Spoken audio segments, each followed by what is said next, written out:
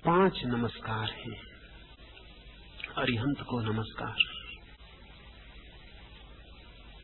अरिहंत का अर्थ होता है जिसके सारे शत्रु विनष्ट हो गए,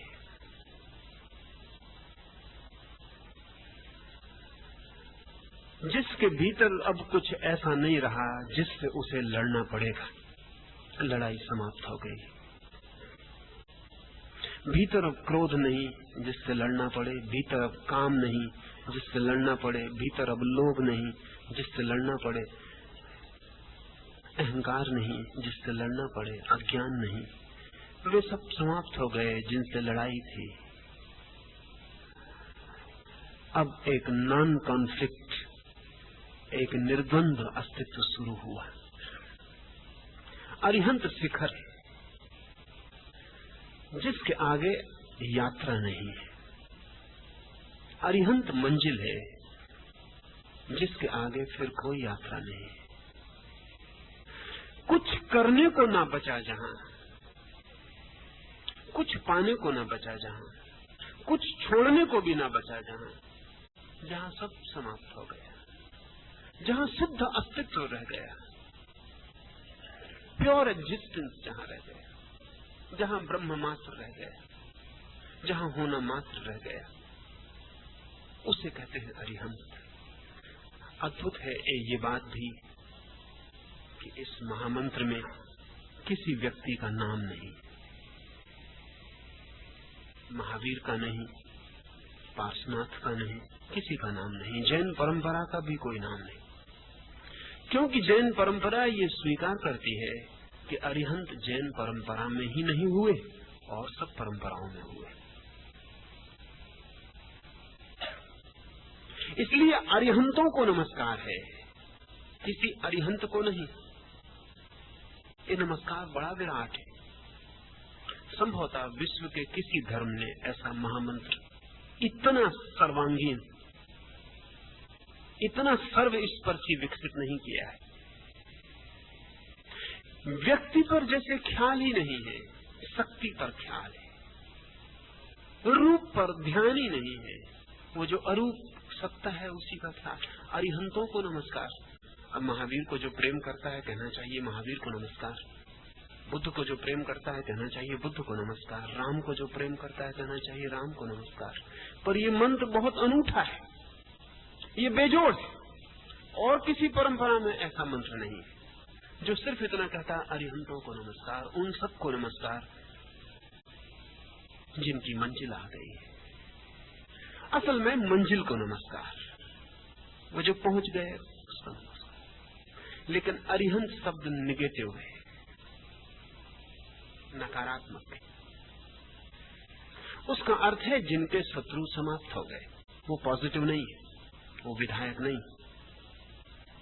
असल में इस जगत में जो श्रेष्ठतम अवस्था है उसको निषेध से ही प्रकट किया जा सकता है, नेति नेति से ही। उसको विधायक शब्द नहीं दिया जा सकता। उसके कारण है सभी विधायक शब्दों में सीमा आ जाती है, निषेध में सीमा नहीं होती। अगर मैं कहता हूं ऐसा है तो एक सीमा निर्मित होती है, अगर मैं कहता हूं ऐसा नहीं है तो कोई सीमा निर्मित नहीं की कोई सीमा नहीं है कि तो सीमा है, तो है तो बड़ा छोटा शब्द है, नहीं है बहुत विराट है। इसलिए परम शिखर पर रखा है अरिहंत को। सिर्फ इतना ही कहा है कि जिनके शत्रु समाप्त हो गए, जिनके अंतर्द्वंद विलीन हो गए, नकारात्मक, जिनमें लोभ नहीं, मोह नहीं, काम नहीं। क्या है ये नहीं कहा, क्या नहीं है जिनमें वो कहा। इसलिए अरिहंत बहुत वायवीय, बहुत एब्स्ट्रैक्ट शब्द है और शायद पकड़ में ना आए, इसलिए ठीक दूसरे शब्द में पॉजिटिव का उपयोग किया है, नमो सिद्धानम। सिद्ध का अर्थ होता है वे जिन्होंने पा लिया, अरिहंत का अर्थ होता है वे जिन्होंने कुछ छोड़ दिया। सिद्ध बहुत पॉजिटिव शब्द है, सिद्धि, उपलब्धि, अचीवमेंट, जिन्होंने पा लिया। लेकिन ध्यान रहे उनको ऊपर रखा है जिन्होंने खो दिया। उनको नंबर 2 पर रखा है जिन्होंने पा लिया। क्यों? सिद्ध अरिहंत से छोटा नहीं होता, सिद्ध वहीं पहुंचता है जहां अरिहंत पहुंचता है। लेकिन भाषा में पॉजिटिव नंबर 2 पर रखा जाएगा। नहीं, शून्य प्रथम है, होना द्वितीय है। इसलिए सिद्ध को दूसरे स्तर पर रखा। लेकिन सिद्ध के संबंध में भी सिर्फ इतनी ही सूचना है, पहुंच गए, और कुछ नहीं कहा, कोई विशेषण नहीं जोड़ा। पर जो पहुंच गए इतने से भी हमारी समझ में नहीं आएगा। अरिहंत भी हमें बहुत दूर लगता है। शून्य हो गए जो, निर्वाण को पा गए जो, मिट गए जो, नहीं रहे जो। सिद्ध भी बहुत दूर है, सिर्फ इतना ही कहा है, पा लिया जिन्होंने। लेकिन क्या? और पा लिया तो हम कैसे जाने? क्योंकि सिद्ध होना अनभिव्यक्ति भी हो सकता है, अनमैनिफेस्ट भी हो सकता है। बुद्ध से कोई पूछता है कि आपके ये 10,000 भिक्षु, आप बुद्धत्व को पा गए, इनमें से और कितनों ने बुद्धत्व को पा लिया है? बुद्ध कहते हैं बहुतों ने। लेकिन वो पूछने वाला कहता है दिखाई नहीं पड़ता। तो बुद्ध कहते हैं मैं प्रकट होता हूँ, वे अप्रगट, वे अपने में छिपे, जैसे बीज में वृक्ष छिपा हो। तो सिद्ध तो बीज जैसा है, पा लिया। तो बहुत बार ऐसा होता है कि पाने की घटना घटती है और वो इतनी गहन होती है कि प्रकट करने की चेष्टा भी उससे पैदा नहीं होती। इसलिए सभी सिद्ध बोलते नहीं।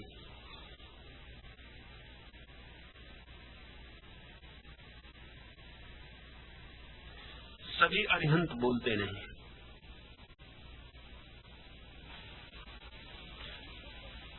सभी सिद्ध होने के बाद जीते भी नहीं। इतना लीन भी हो सकती है चेतना उस उपलब्धि में कि तत्क्षण शरीर छूट जाए। इसलिए हमारी पकड़ में सिद्ध भी ना आ सकेगा। और मंत्र तो ऐसा चाहिए जो पहली सीढ़ी से लेकर आखिरी शिखर तक जहां जिसकी पकड़ में आ जाए, जो जहां खड़ा हो वहीं से यात्रा कर सके। इसलिए तीसरा सूत्र कहा है, आचार्यों को नमस्कार। आचार्य का अर्थ है वो जिसने पाया भी और आचरण से प्रकट भी किया। आचार्य का अर्थ है जिसका ज्ञान और आचरण एक है। ऐसा नहीं कि सिद्ध का आचरण ज्ञान से भिन्न होता है, लेकिन शून्य हो सकता है, हो ही ना, आचरण शून्य ही हो जाए। ऐसा भी नहीं कि अरिहंत का आचरण भिन्न होता है, लेकिन अरिहंत इतना निराकार हो जाता है कि आचरण हमारी पकड़ में ना आएगा। हमें फ्रेम चाहिए जिसमें पकड़ में आ जाए। आचार्य से शायद हमें निकटता मालूम पड़ेगी। उसका अर्थ है जिसका ज्ञान आचरण है, क्योंकि हम ज्ञान को तो न पहचान पाएंगे, आचरण को पहचान लेंगे। इससे खतरा भी हुआ, क्योंकि आचरण ऐसा भी हो सकता है जैसा ज्ञान न हो। एक आदमी अहिंसक न हो, अहिंसा का आचरण कर सकता है। एक आदमी अहिंसक हो तो हिंसा का आचरण नहीं कर सकता, वो तो असंभव है। लेकिन एक आदमी अहिंसक न हो और अहिंसा का आचरण कर सकता है। एक आदमी लोभी हो और अलोभ का आचरण कर सकता है, उल्टा नहीं है। The vice versa is not possible. इससे एक खतरा भी पैदा हुआ। आचार्य हमारी पकड़ में आता है, लेकिन वहीं से खतरा शुरू होता है। जहां से हमारी पकड़ शुरू होती है वहीं से खतरा शुरू होता है। तब खतरा यह है कि कोई आदमी आचरण ऐसा कर सकता है कि आचार्य मालूम पड़े।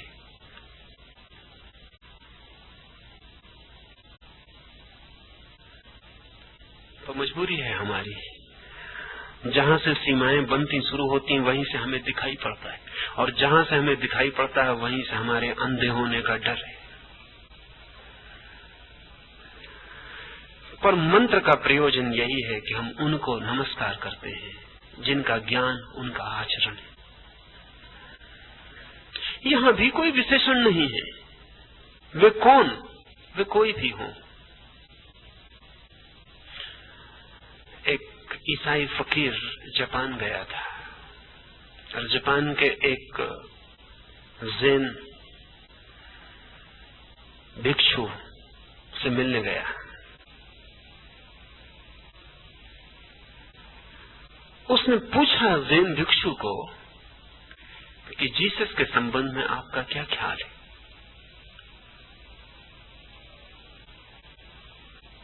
उस भिक्षु ने कहा, मुझे जीसस का कुछ भी पता नहीं,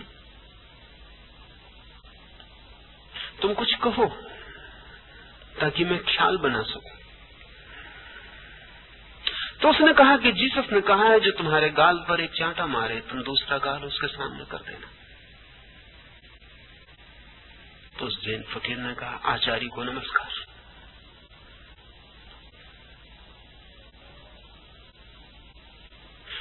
वो ईसाई फकीर कुछ समझ न सका। उसने कहा, जीसस ने कहा है कि जो अपने को मिटा देगा वही पाएगा। उस जैन फकीर ने कहा, सिद्ध को नमस्कार। वो कुछ समझ न सका। उसने कहा, क्या कह रहे हैं? उस ईसाई फकीर ने कहा कि जीसस ने अपने को सूली पर मिटा दिया, वे शून्य हो गए, मृत्यु को उन्होंने चुपचाप स्वीकार कर लिया, वे निराकार में खो गए। उस जैन फकीर ने कहा, अरिहंत को नमस्कार। आचरण और ज्ञान एक हैं जहां, उसे हम आचार्य कहते हैं। वो सिद्ध भी हो सकता, वो अरिहंत भी हो सकता, लेकिन हमारी पकड़ में वो आचरण से आता है। पर जरूरी नहीं, क्योंकि आचरण बड़ी सूक्ष्म बात है और हम बड़ी स्थूल बुद्धि के लोग हैं। आचरण बड़ी सूक्ष्म बात है, तय करना कठिन है कि जो आचरण है, अब जैसे कि महावीर का नग्न खड़ा हो जाना, निश्चित ही लोगों को अच्छा नहीं लगा। गांव-गांव से महावीर को खदेड़कर भगाया गया, गांव-गांव महावीर पर पत्थर फेंके गए। हम ही लोग थे, हम ही सब ये करके रहे, ऐसा मत सोचना कोई और। महावीर की नग्नता लोगों को भारी पड़ी, क्योंकि लोगों ने कहा ये तो आचरणहीनता है, ये कैसा आचरण। आचरण बड़ा सूक्ष्म है। अब महावीर का नग्न हो जाना इतना निर्दोष आचरण है जिसका कोई हिसाब लगाना कठिन। हिम्मत अद्भुत है।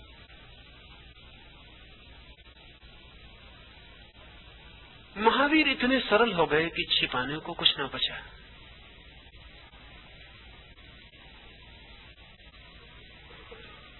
और महावीर को इस चमड़ी और हड्डी की देह का बोध मिट गया, और वो जो जिसको रूसी वैज्ञानिक इलेक्ट्रोमैग्नेटिक फील्ड कहते हैं, उस प्राण शरीर का बोध इतना सघन हो गया कि उस पर तो कोई कपड़े डाले नहीं जा सकते। कपड़े गिर गए। और ऐसा भी नहीं कि महावीर ने कपड़े छोड़े, कपड़े गिर गए। एक दिन गुजरते हैं, एक राह से चादर उलझ गई है एक झाड़ी में, तो झाड़ी के फूल न गिर जाएं, पत्ते न टूट जाएं, कांटों को चोट न लग जाए, तो आधी चादर फाड़ के वहीं छोड़ दी।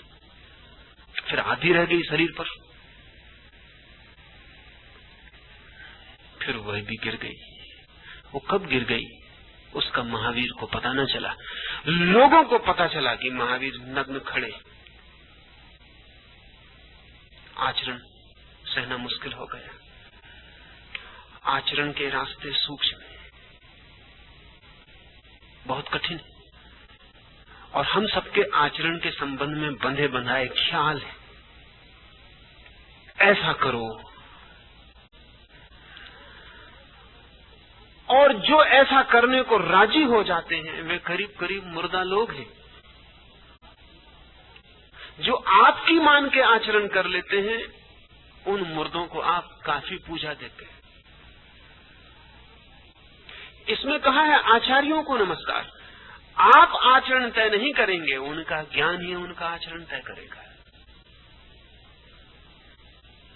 और ज्ञान परम स्वतंत्रता है। जो व्यक्ति आचार्य को नमस्कार कर रहा है वो ये भाव कर रहा है कि मैं नहीं जानता क्या है ज्ञान, क्या है आचरण, लेकिन जिनका भी आचरण उनके ज्ञान से उपजता और बहता है उनको मैं नमस्कार करता हूं।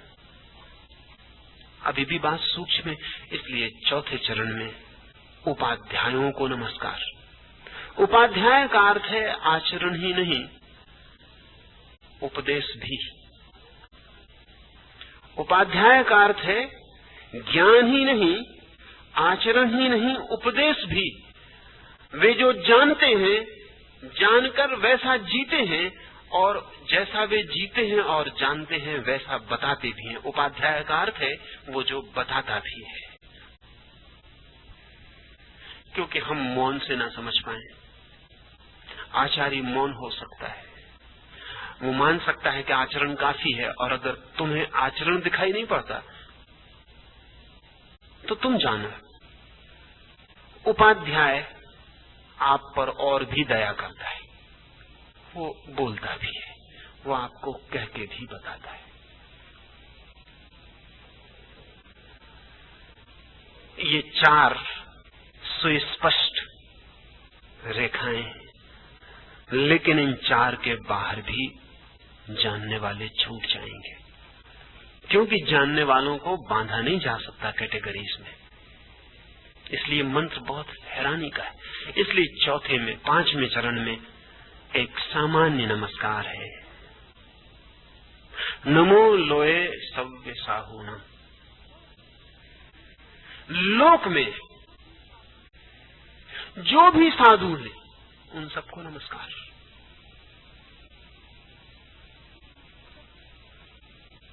जगत में जो भी साधु हैं उन सबको नमस्कार। जो उन चार में कहीं भी छूट गए हों उनके प्रति भी हमारा नमन न छूट जाए, क्योंकि उन चार में बहुत लोग छूट सकते। जीवन बहुत रसपूर्ण है, कैटेगराइज नहीं किया जा सकता, खांचों में नहीं बांटा जा सकता। इसलिए जो शेष रह जाएंगे उनको सिर्फ साधु कहा, वे जो सरल हैं। और साधु का एक अर्थ और भी है, इतना सरल भी हो सकता है कोई कि उपदेश देने में भी संकोच करे। इतना सरल भी हो सकता है कोई कि आचरण को भी छिपाए, पर उसको भी हमारे नमस्कार पहुंचने चाहिए। सवाल ये नहीं है कि हमारे नमस्कार से उसको कुछ फायदा होगा, सवाल ये है कि हमारा नमस्कार हमें रूपांतरित करता है। न अरिहंतों को कोई फायदा होगा, न सिद्धों को, न आचार्यों को, न उपाध्यायों को, न साधुओं को, पर आपको फायदा होगा। ये बहुत मजे की बात है कि हम सोचते हैं कि शायद इस नमस्कार में हम सिद्धों के लिए, अरिहंतों के लिए कुछ कर रहे हैं, तो इस भूल में मत पड़ना। आप उनके लिए कुछ भी ना कर सकेंगे, या आप जो भी करेंगे उसमें उपद्रव ही करेंगे। आपकी इतनी ही कृपा काफी है कि आप उनके लिए कुछ ना करें। आप गलत ही कर सकते हैं। नहीं, ये नमस्कार अरिहंतों के लिए नहीं है, अरिहंतों की तरफ है, लेकिन आपके लिए है। इसके जो परिणाम है वो आप पर होने वाले हैं, जो फल है वो आप पर बरसेगा। अगर कोई व्यक्ति इस भांति नमन से भरा हो तो क्या आप सोचते हैं उस व्यक्ति में अहंकार टिक सकेगा? असंभव है। लेकिन नहीं, हम बहुत अद्भुत लोग हैं। अगर अरिहंत सामने खड़ा हो तो हम पहले इस बात का पता लगाएंगे कि अरिहंत है भी।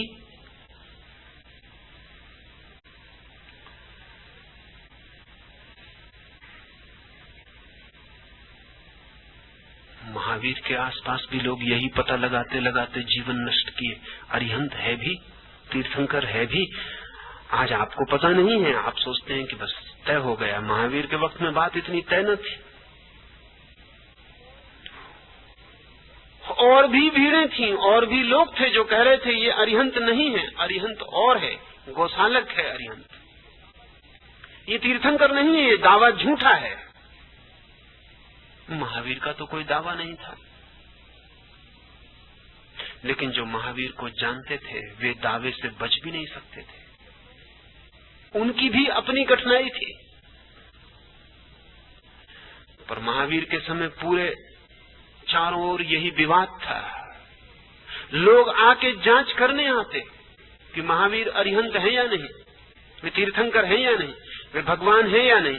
बड़ी आश्चर्य की बात है, आप जांच भी कर लेंगे और सिद्ध भी हो जाएगा कि महावीर भगवान नहीं है, आपको क्या मिलेगा?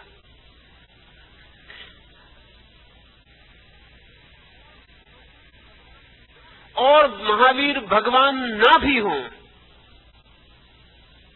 और आप अगर उनके चरणों में सिर रखें और कह सकें नमो अरिहंतानम, तो आपको मिलेगा। महावीर के भगवान होने से कोई फर्क नहीं पड़ता। असली सवाल ये नहीं है कि महावीर भगवान है या नहीं, असली सवाल ये है कि कहीं भी आपको भगवान दिख सकते हैं या नहीं। कहीं भी, पत्थर में, पहाड़ में, कहीं भी आपको दिख सके तो आप नमन को उपलब्ध हो जाएं।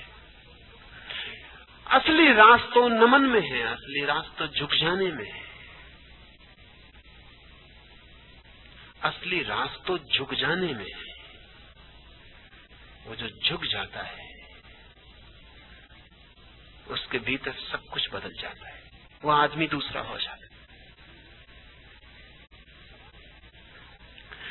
ये सवाल नहीं है कि कौन सिद्ध है और कौन सिद्ध नहीं है, और इसका कोई उपाय भी नहीं है कि किसी दिन ये तय हो सके। लेकिन ये बात ही इर्रिलेवेंट है, असंगत है, इससे कोई संबंध ही नहीं है। न रहे हो महावीर, इससे क्या फर्क पड़ता है? लेकिन अगर आपके लिए झुकने के लिए निमित्त बन सकते हैं तो बात पूरी हो गई। महावीर सिद्ध है या नहीं ये वो सोचें और समझें, वो अरिहंत अभी हुए या नहीं ये उनकी अपनी चिंता हो। आपके लिए चिंतित होने का कोई भी तो कारण नहीं। आपके लिए चिंतित होने का अगर कोई कारण है तो एक ही कारण है कि कहीं कोई कोना है इस अस्तित्व में जहां आपका सिर झुक जाए।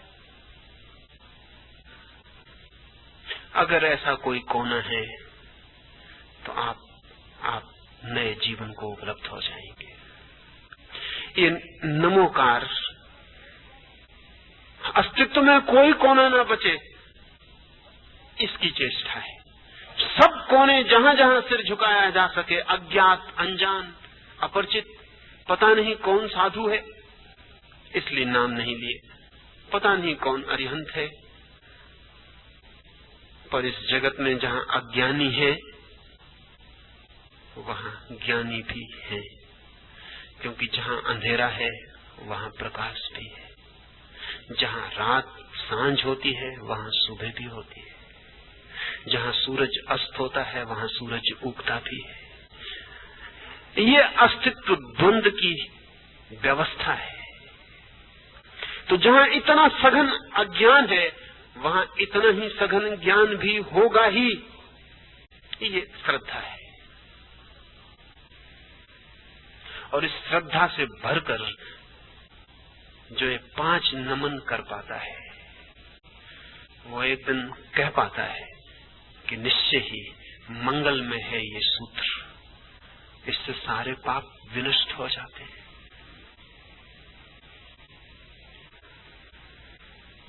ध्यान ले लें, मंत्र आपके लिए है। मंदिर में जब मूर्ति के चरणों में आप सिर रखते हैं तो सवाल ये नहीं है कि वे चरण परमात्मा के हैं या नहीं, सवाल इतना ही है कि वो जो चरण के समक्ष झुकने वाला सिर है वो परमात्मा के समक्ष झुक रहा है या नहीं। वे चरण तो निमित्त हैं, उन चरणों का कोई प्रयोजन नहीं है, वो तो आपको झुकने की कोई जगह बनाने के लिए व्यवस्था की है।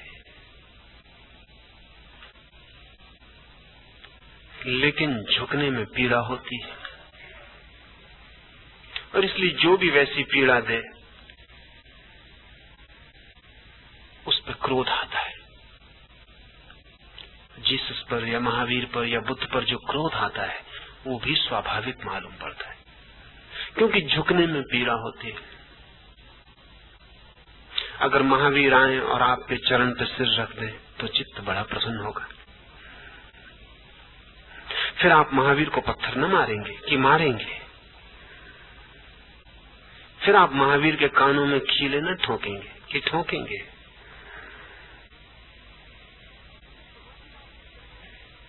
लेकिन महावीर आपके चरणों में सिर रख दें तो आपको कोई लाभ नहीं होता है, नुकसान होता है। आपकी अकड़ और गहन हो जाएगी।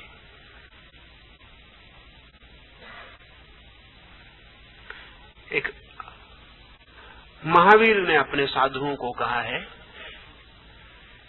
कि वो गैर साधुओं को नमस्कार न करें।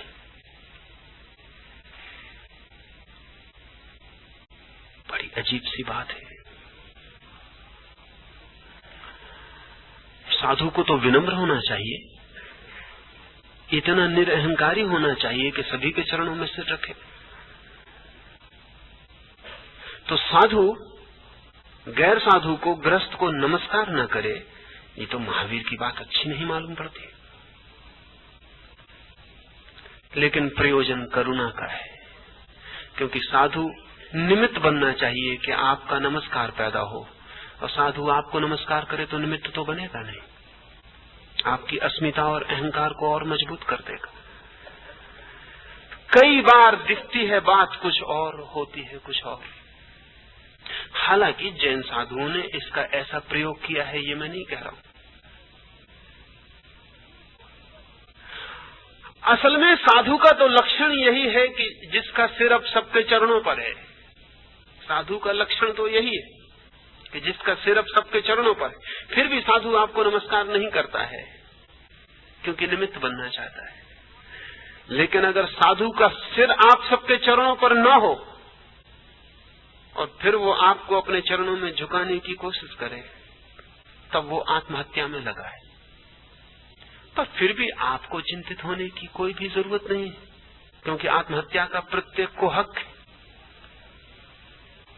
अगर वो अपनी नरक की रास्ता तय कर रहा है तो उसे करने दे, लेकिन नरक जाता हुआ आदमी भी अगर आपको स्वर्ग के इशारे के लिए निमित्त बनता हो तो अपना निमित्त लें, अपने मार्ग पर बढ़ जाएं।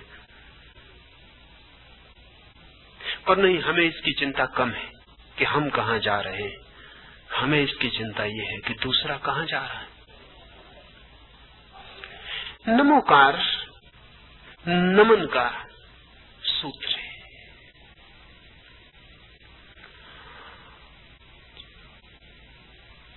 ये 5 चरणों में समस्त जगत में जिन्होंने भी कुछ पाया है, जिन्होंने भी कुछ जाना है, जिन्होंने भी कुछ जिया है, जो जीवन के अंतरतम गुह रहस्य से परिचित हुए हैं, जिन्होंने मृत्यु पर विजय पाई है, जिन्होंने शरीर के पार कुछ पहचाना है, उन सब के प्रति समय और क्षेत्र दोनों में लोक 2 अर्थ रखता है। लोक का अर्थ विस्तार में जो है वे, स्पेस में, आकाश में जो आज हैं वे, लेकिन जो कल थे वे भी और जो कल होंगे वे भी। लोक सव्यलोए, सर्वलोक में सव्य साहूनम, समस्त साधुओं को समय के अंतराल में पीछे कभी जो हुए हों वे, भविष्य में जो होंगे वे, आज जो है वे, समय या क्षेत्र में कहीं भी जब भी कहीं कोई ज्योति ज्ञान की जली हो, उस सबके लिए नमस्कार। इस नमस्कार के साथ ही आप तैयार होंगे। फिर महावीर की वाणी को समझना आसान होगा। इस नमन के बाद ही, इस झुकने के बाद ही आपकी झोली फैलेगी और महावीर की संपदा